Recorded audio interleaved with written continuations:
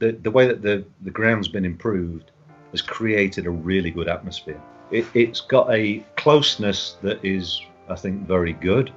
But also, over the years, it's never been an easy place to come as a visitor. If you're not at it, you're going to get turned out. Hello and welcome to the View From the Vic, our official Watford Football Club podcast.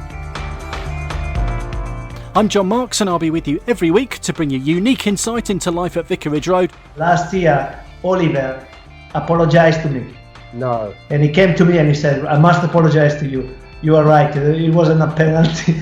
As well as reliving great memories. It was an incredible evening, and to finish it with that save and obviously celebrating with the fans at the end it is a great memory, and it will be for a long time.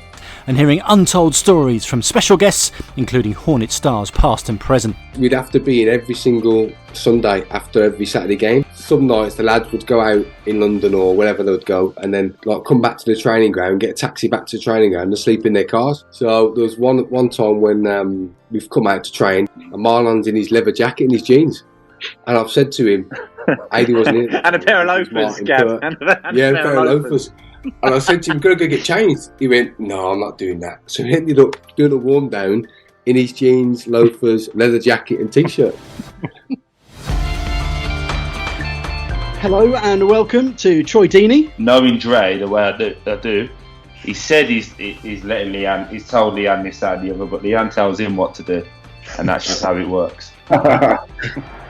Blissett, good goal. And I'm delighted to welcome the club's record goal scorer onto the line now, Luther Blissett. Welcome along. Do you think Troy will catch you in terms of league goals? I think he's 27 behind you now.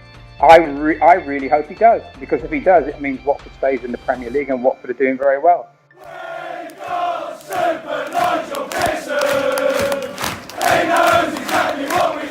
We've got my dad staying with. My dad's actually with us now, so he's 86. He's my head gardener now. He's doing a great job outside, and I'm his apprentice.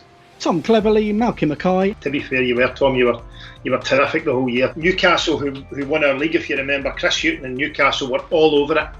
And at Christmas, they went in to try and nick him from us and go back into Man United and take him for the second half of the season. And to be fair, Sir Alex was not having any of it, and he was so happy with the way that Tom had developed at Watford and our communication back to Man United every month. Malky, just touching on Craig Cathcart, the year I was there under you, we lived in the same block, both on loan from Man United. Did you realise that he's like the biggest joker at the club now? Jerry Armstrong, Craig Cathcart. We arrived at the house in Windsor. Luther took me under his wing. Elton said, have you been to the stables? And I said, the stables? And I thought I didn't know he had horses. And he said, no. He said, I've got a car for every day of the week in the stables. He said, whatever one you want. He said, Luther will show you. So he had Ferraris, he had everything. So Luther took me in the Ferrari and took me for a spin round the estate.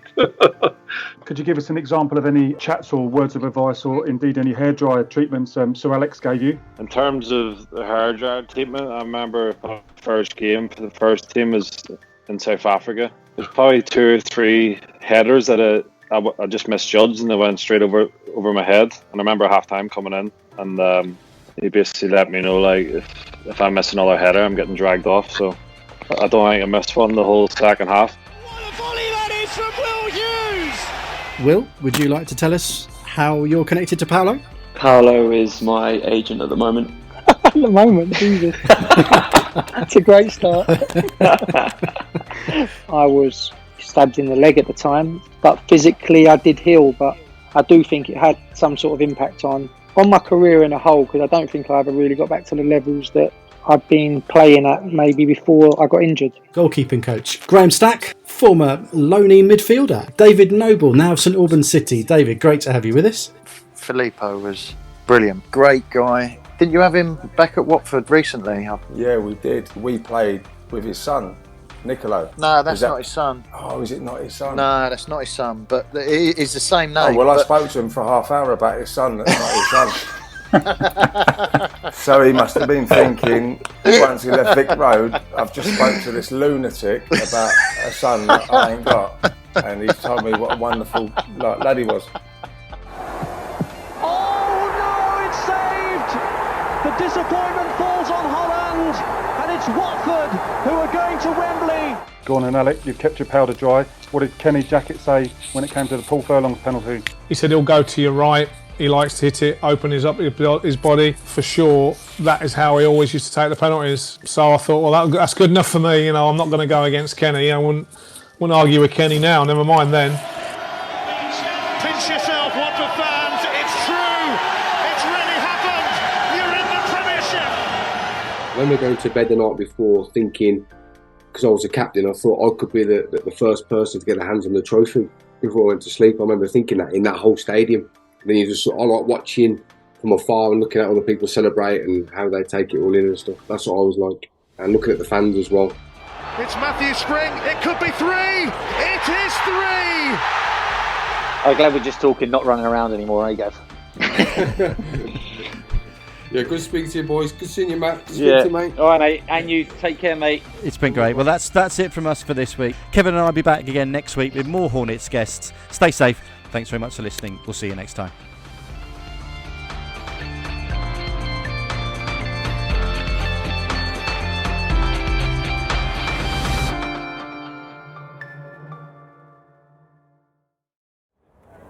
I know this video was good, so if you like this, you'll definitely like this one.